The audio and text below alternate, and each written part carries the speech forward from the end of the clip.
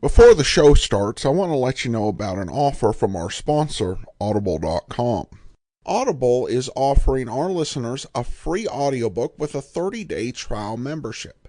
Just go to audible.com/trynow to browse through their amazing and ever-expanding catalog of audiobooks and audio programs.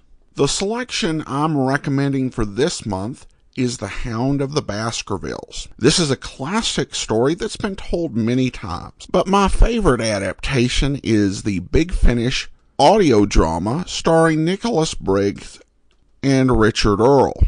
Briggs, who was also the executive producer for Big Finish, wanted to tell a faithful adaptation as he was tired of all of the adaptations which messed with the story. And truly, Big Finish's adaptation is faithful, it's brilliantly acted, and it's a great way to experience the classic story. However, you can choose any audiobook that Audible offers for your free trial. Just go to audible.com/trynow to start your subscription today.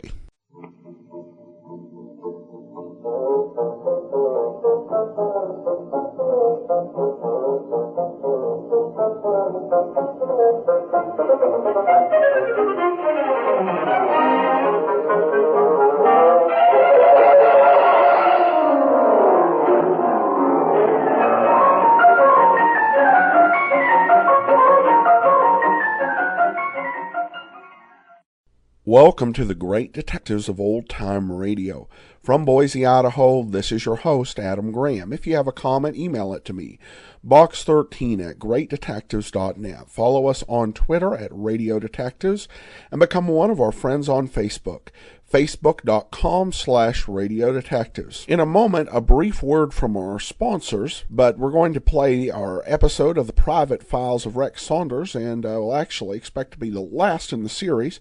The original air date, August the 1st of 1951, and the title is When They Track Down the Human Game. Rex Harrison stars in another intriguing adventure transcribed from the private files of Rex Saunders.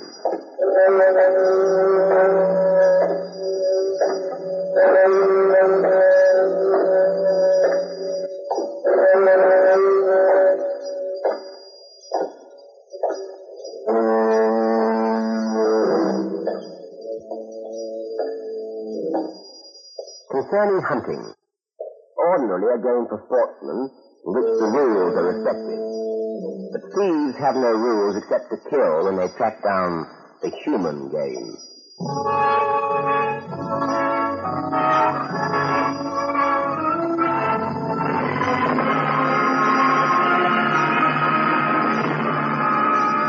And now, the private files of Rex Saunders. RCA Victor, world leader in radio, first in recorded music and first in television, brings you the celebrated star of stage and screen, Rex Harrison, in another exciting story taken from the private files of Rex Saunders, radio's newest man of mystery. We hope you enjoy these weekly stories of intrigue and adventure, and for another adventure in home entertainment, we suggest you try RCA Victor's fine line of radio and television products, now on display at your RCA Victor dealers. Now for our story.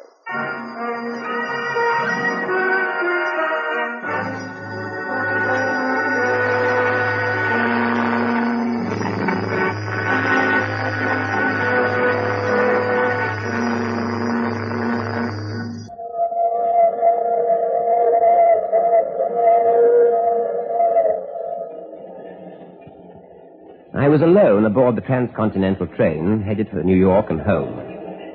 It was on the second day of the trip, about 10:30 in the evening. I'd just returned from the club car. I opened the door to my compartment and stepped in. The air in the room was heavy with the odor of freshly smoked tobacco. And then I noticed my traveling bag on the seat, opened and disarranged. Suddenly the compartment door slammed shut. But it wasn't I who'd closed it. Thanks for the use of the hall. I turned quickly. The swarthy-faced man with a sly smile stood with his back pressed against the door. His right hand had a firm grip on the blue steel of the automatic, and the blue steel automatic had a firm sight on my midsection. Thanks for the duds. He was wearing one of my suits. Nice suit. Good tailoring. I'm glad you like it. Of course, it's a little tight in the shoulders for you. Why don't you try one of the others? It might Don't move.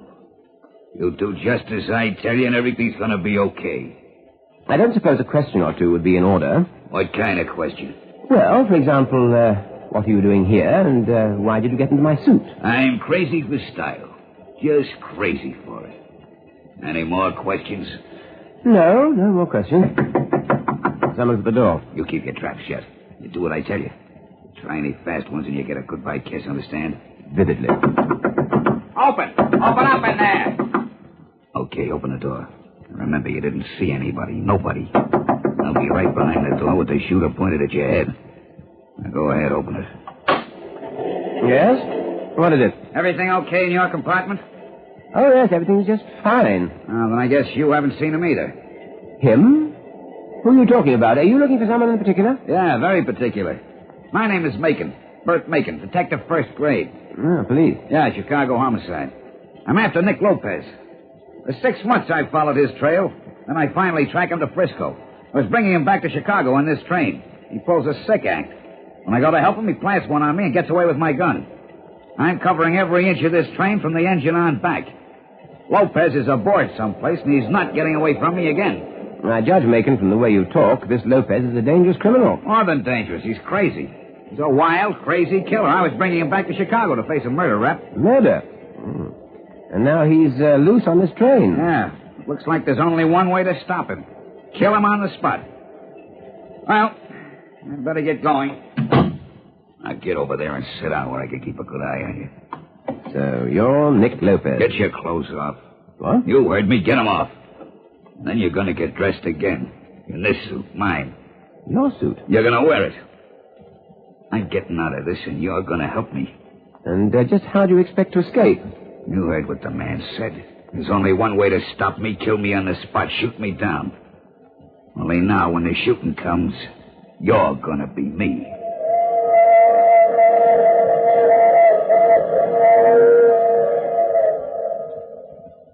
At gunpoint, Nick Lopez forced me to dress in his clothes.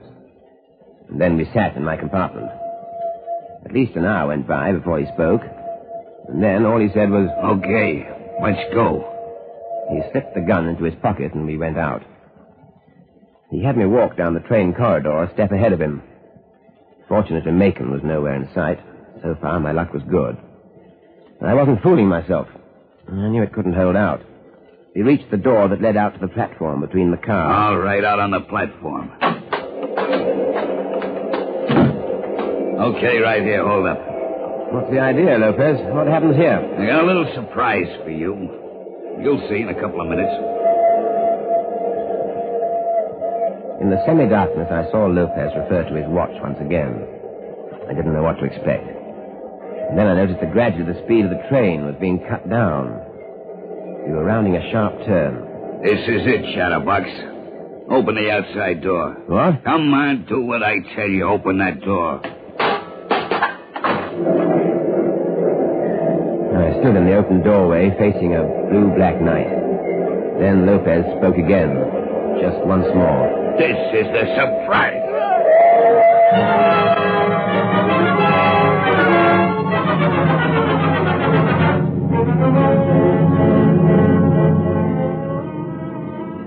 My fortune wasn't as bad as I'd expected.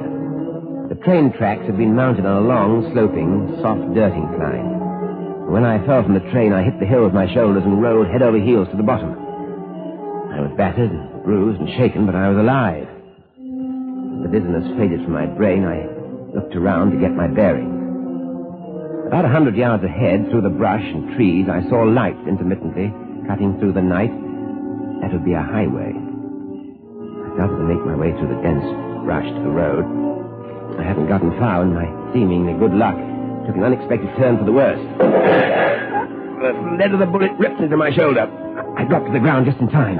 The second shot came. I lay there on the ground. The pain in my shoulder burned with a fierce white heat. And then, from a short distance off, I heard a movement in the brush. It came nearer and nearer. I lay there and waited. In a moment, the thicket at my feet was pushed aside. I could make him out standing there, looking down at me. A large man, in his hand I saw the revolver.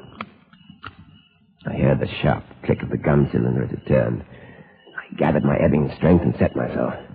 As he bent towards me to take aim, I kicked out with all my might. Oh!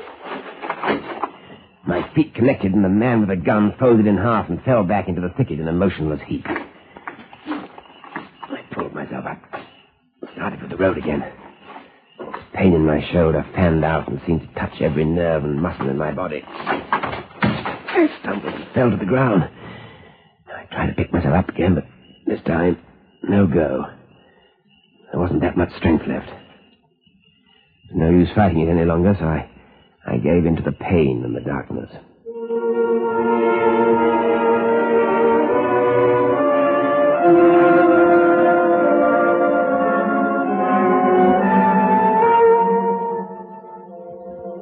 Before my eyes opened, my nostrils took in the soft, sweet smell of perfume.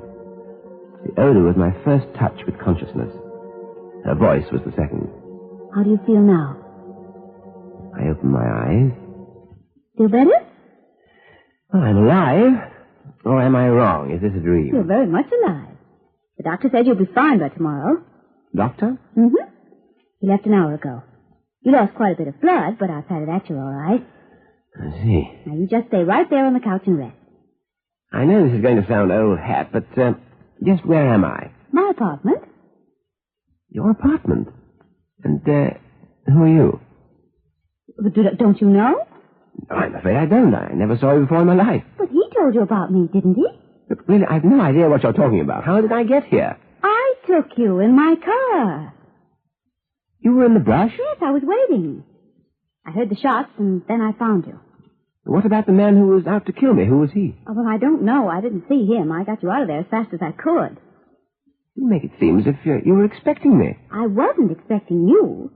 But after I looked you over, I knew that he sent you in his place. It was arranged so that... Now, wait a minute. You said you knew he sent me in his place? Yes, that's right. Are you talking about Nick Lopez? Yes, I'm talking about Nick. You were wearing his suit. That's how I knew. What have you got to do with Nick Lopez? Oh, you don't remember.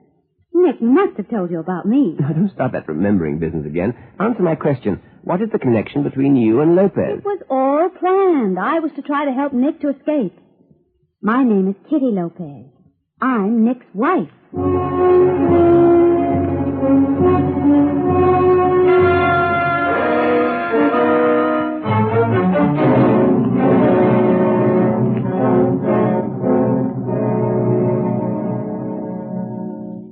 The radio you're listening to this minute can now be converted to a modern, up-to-date radio phonograph. For as little as $12.95, you can buy the RCA Victor 45 attachment and play it through your present radio, phonograph, or television set. Think of what that means. Now you can enjoy the music you want when you want it.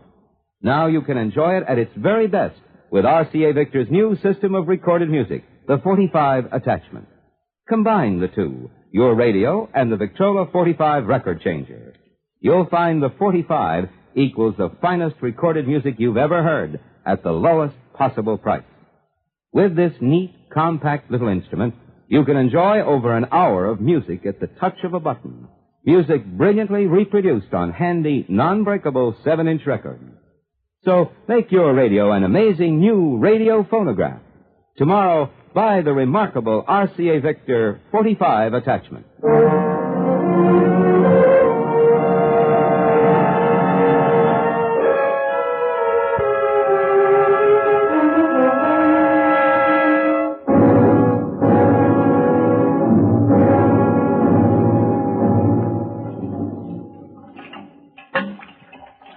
To counteract the sedative the doctor had given me, I had Mrs. Lopez bring me a basin of water. For several minutes I doused my face in the cold, fresh liquid, and the feeling of sleepiness began to slip away. How about some black coffee? That might help. No, this is fine. I'm all right now. I'm wide awake and eager to hear your story, Mrs. Lopez. Well, Mr. Saunders, it's just as I started to tell you. I was trying to help Nick escape. I was with him when the Chicago policeman closed in on Nick in San Francisco. He said that I was to check on the train, which was to take him back to Chicago. He told me that he'd managed to get away from the policeman on the train and jump off just before the train pulled into St. Paul. There's a sharp curve about 10 miles out where the train has to slow down. Yes, that's where I went off the train. But there must have been some reason for him sending you in his place. He didn't just send me, Mrs. Lopez. I told you, he pushed me off that train with intent to kill. Oh, no, you're wrong. Nick wouldn't do a thing like that. Oh, now, really. After all, your husband is already wanted in Chicago for one murder. You've got him wrong. They've all got Nick wrong. He didn't kill Fred Gilmer. Nick didn't do it. I know he didn't. You seem to know a great deal about it. I know everything. And I know that Nick didn't kill Gilmer. Nick hated him, but he didn't kill him. You've got to believe that. You might help me understand matters a little better if you'd give me the details surrounding the murder. Well, Nick, Fred Gilmer, and George Stone started a trucking business 5 years ago. They have a run between St. Paul here and Chicago. Nick and George Stone always got along fine, but Fred was always trying to stir up trouble. He was always trying to get George to help him push Nick out of the business. Fred handled the business at the Chicago end of the run. He tried to pull a real dirty deal on Nick 2 months ago. When Nick found out, he went to Chicago to have it out with him. And murdered Gilmer. No, I tell you, he didn't. Well, the Chicago police seem to have evidence to the contrary. I don't care what they had. Nick didn't shoot Fred. Someone else did. Who? I don't know. But your husband does? I think so. He wouldn't say, but I think so. Oh, pardon me. Hello? Oh, yes, he's here. Just a moment. Mr. Saunders, it's for you. It's that call you put into New York. They're ready now. Thank you. Hello, Alec. Hello, Rick. I'm calling from St. Paul. Yes, the operator told me. I thought you were on the train. What are you doing there? I was temporarily sidetracked. What's up? An unexpected case came up. Now, listen carefully, Alec. I'm going to give you some details. I want you to fly out here. Take the first plane available. All right. But you're not to come direct to St. Paul. What? I want you to stop over in Chicago and do some checking for me. Now, listen to what I tell you. Go ahead, Rex. Alec? Hello? Alec? Alec? Mrs. Lopez. Yes, what is it? I think your wire's been cut. Someone knows I'm here and using your phone. But how? Just a minute. What are you going to do? Have a look out of this window over here. Mrs. Lopez, come here. Look over there across the street. That man. Mr. Saunders. Do you recognize him? Yes, I do. It's Harry Gilmer, Fred's brother. I recognize him, too. But how could you have seen him before? He was the one who shot at me tonight. He was the one who tried to kill me after I was pushed off that train. Mrs. Lopez, get down.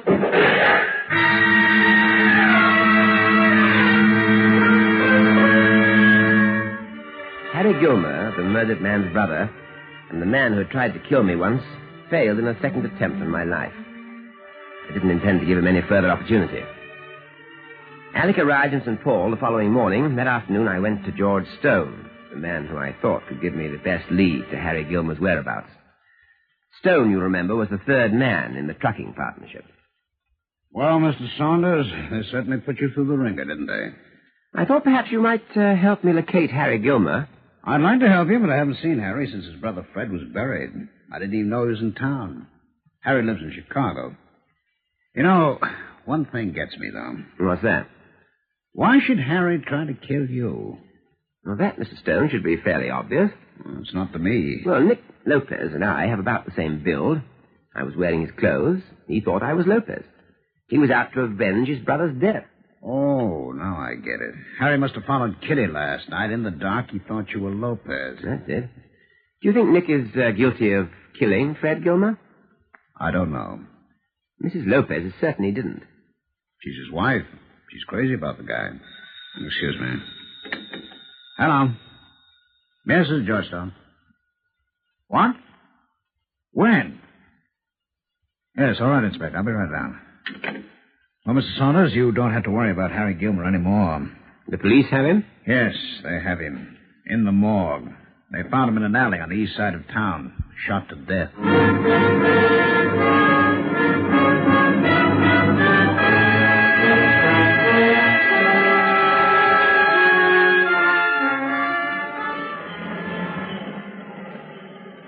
I left Stone's office and walked across the street to Alec and to the car I'd hired. All right, Alec. Turn around and head downtown. Right.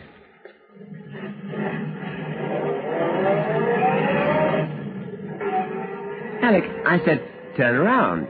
You're going straight ahead. He's going the way I ordered. Macon. You remember me, huh? I certainly do. I was looking forward to this meeting. Me too. Alec, this is Detective Bert Macon of the Chicago Police. The police?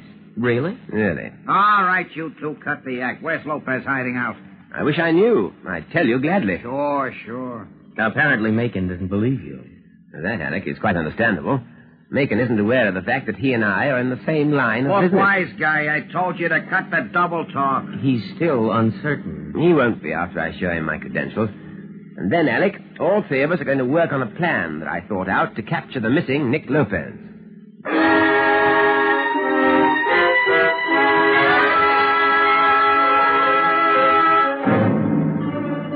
The plan that I'd thought out involved a wiretap on Kitty Lopez's telephone line. If Nick was in town, it was a good bet that he'd try to get in touch with his wife. We spent the better part of the day and evening in the basement of the apartment house. And then at 11:45, there was a ring.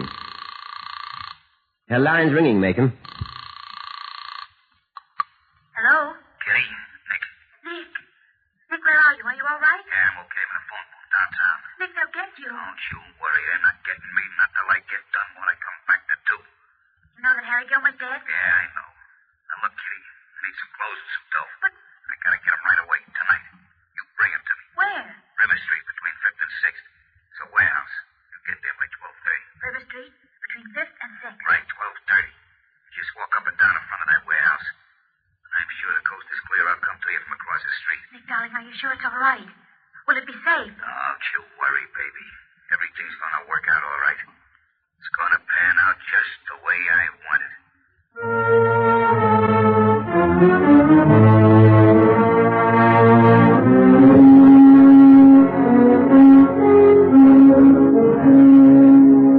Macon, Alec, and I had taken up our station in a darkened hallway across the street from the warehouse. At 12:28, a taxi turned into the street and pulled to a stop midway in the block. From our vantage point, we saw Mrs. Lopez get out of the cab. Then the car went on to disappear into the night. There she goes. She's starting to walk, just as he told her to. Hold it. What is it, Saunders? Up the block. Coming out of the shadows. The man. Yeah, a man named Lopez. We watched Lopez come along the sidewalk. And then he stepped off the curb and started across the gutter. We followed his every move with eager eyes. So eager that we neglected to notice the speeding auto that came tearing through the night. The car that bore down on Lopez before he got halfway across that street.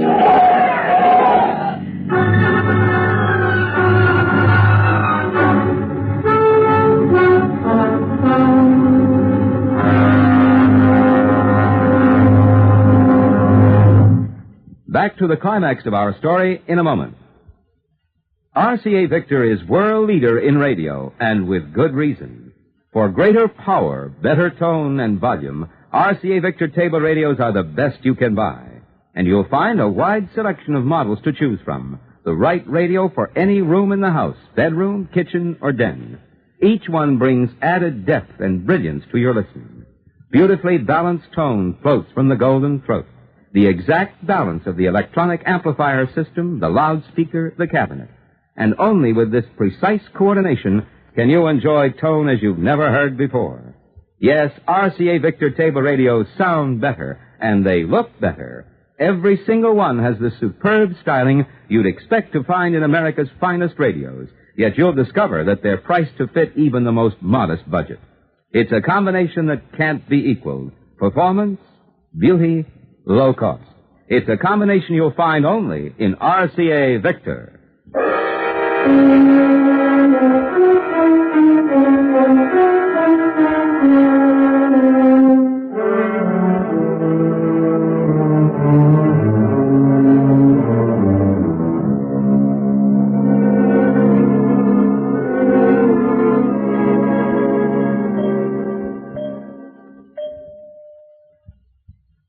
How's Mrs. Lopez, Macon?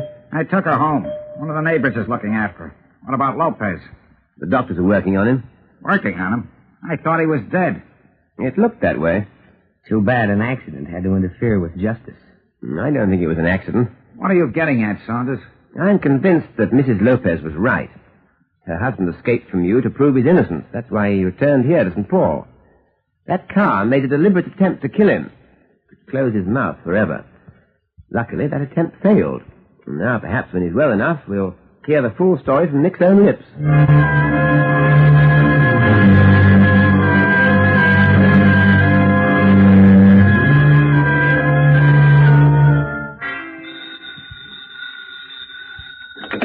Hello? Macon, is Mr. Saunders there? No, Alec, I haven't heard from him all day. I can't locate him anywhere. I've been trying all over. It's very important about Nick Lopez. Lopez, what about him? He's gone. Gone. What are you talking about? When the nurse returned to his room at the hospital, he wasn't there.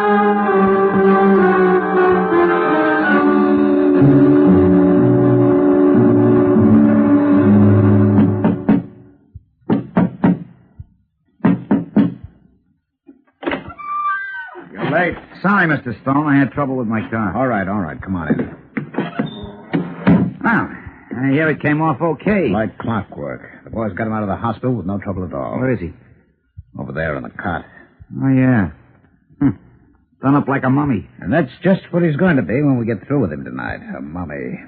Oh, by the way, you two haven't met, have you? I only saw the lady from a distance on River Street the other night. Kitty, I want you to meet Carl Evans. You the one who played the part of the Chicago cop, Macon? Uh-huh. I'm the copper. I hear you did a good job. He certainly did. He had Rex Saunders fooled. Well, if you like the job so much, Mr. Stone, I won't feel hurt if you toss a couple extra bucks my way. Say, that's right. Tonight is the payoff, isn't it? Uh-huh. Okay, Carl. Then I'll give you yours right now. What's the idea of the gun? What's the usual idea of a gun? Say... Your job is finished. I don't need you any longer. You finished just like Harry Gilmer was finished. Saunders was too close to him, too. I don't want to take chances. After all, we went through a lot of trouble so I could get complete control of the company. It wasn't easy to frame Nick for the murder of our partner, Fred Gilmer, and then consider the planning I spent on you to bring Lopez back from San Francisco. And then Kitty telling Nick to make a break for it when the train slowed down at the curve. Very smart. Too bad it didn't work. We'll talk about all this later, Kitty. Just now, I'd rather take care of first matters first. All right, Megan. Face the wall. That won't be necessary now. What? Saunders. You've a good memory for voices, Stone. It wasn't Nick we got out of the hospital. It was Saunders, all bandaged up so we wouldn't know. And he's been on that cot listening to everything we've said. That's right. And the deception got the desired results. Nick was killed by that auto just as Stone there planned. But for the sake of my case, I kept him alive. You see, Stone, your bogus detective here gave me cause for suspicion when I checked with the Chicago police and found that there was no man named Macon assigned to the case. Oh, by the way, I enjoyed the conversation you three had. You may have enjoyed it, Saunders, but you're not going to be able to repeat it. Allow me to apologize for another intrusion on your privacy, but if you'll turn around, you'll see that Alec is here with us, too, and he also has a gun. Which I will use at the slightest provocation. Stone, a few moments back you were discussing plans for dealing with people. They were quite elaborate. The state has completely different plans, especially where people like you three are involved. The state's plans are simple and direct. They lead right to the death house.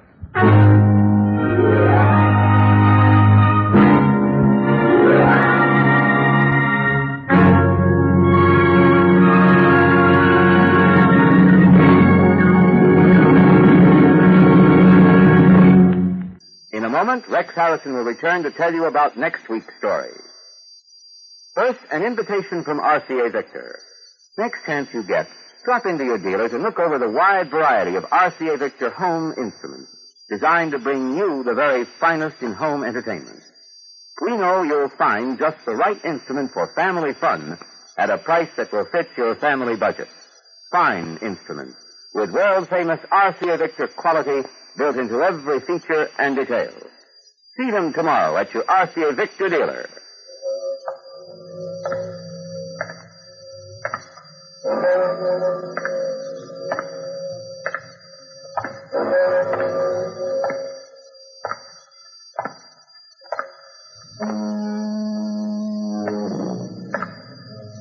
And now, here is Rex Harrison, internationally famous star of stage and screen, to tell you about next week's adventure, taken from the private files of Rex Saunders. Next week, it's concerning Shakespeare. Concerning Shakespeare. There are those with dark and brooding minds who find him useful because, after all, Shakespeare did have a way with murder.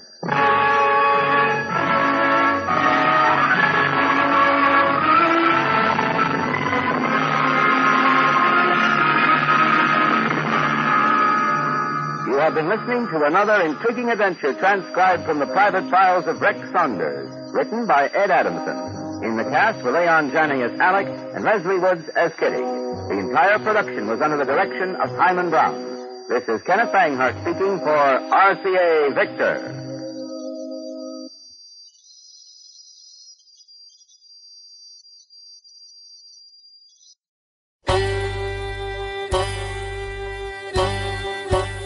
Hi, this is Andrew from OTRWesterns.com. I wanted to invite you to come take a look at our site where we put out podcasts of old-time radio westerns. Check us out at OTRWesterns.com. You're listening to The Great Detectives of Old Time Radio with Adam Graham. Now let's get back into the show.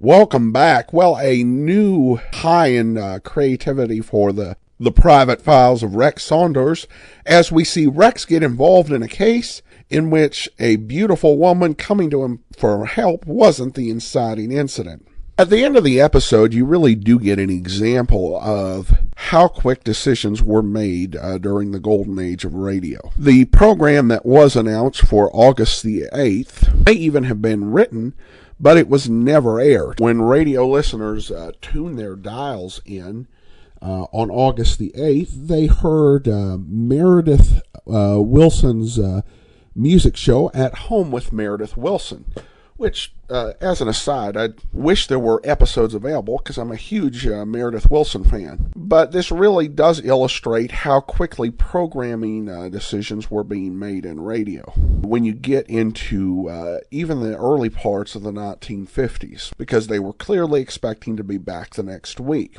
Now, we don't know if this was a decision made by NBC or if it was made by Mr. Harrison. Glenn Ford, who starred in The Adventures of Christopher London, the previous year actually voluntarily ended his series so that he could focus on his film career. It was becoming apparent by this time to many of the A-list stars and rising stars that there was not a whole lot of money to be had in radio relative to what could be earned in movies and in the emerging arena of television. Of course, this could also have been an NBC decision based on ratings.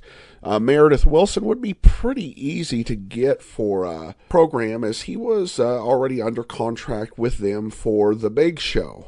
So to do a short summer series until they could find a permanent show to fill the spot would not be difficult at all for him. It is worth noting that in 1952, there was a similarly named series that came out called The Private Files of Matthew Bell. This series starred Joseph Cotton, who was a well-known and long-time associate of Orson Welles, and can be heard in many Mercury Theater plays. We just assume that it's derivative just because of the use of private files. Unlike adventures or mysteries, it does tend to be something that's kind of unique, but we have no transcriptions in existence, so we're just kind of guessing on that point. All right, well, that will actually do it for now, and we'll be back next Tuesday with Hollywood Mystery Time, which we'll be playing for just 2 weeks, and then join us back here tomorrow for Richard Diamond. In the meantime, send your comments to box13@greatdetectives.net. Follow us on Twitter at Radio Detectives and become one of our friends on Facebook. Facebook.com/Radio Detectives. From Boise, Idaho, this is your host, Adam Graham, signing off.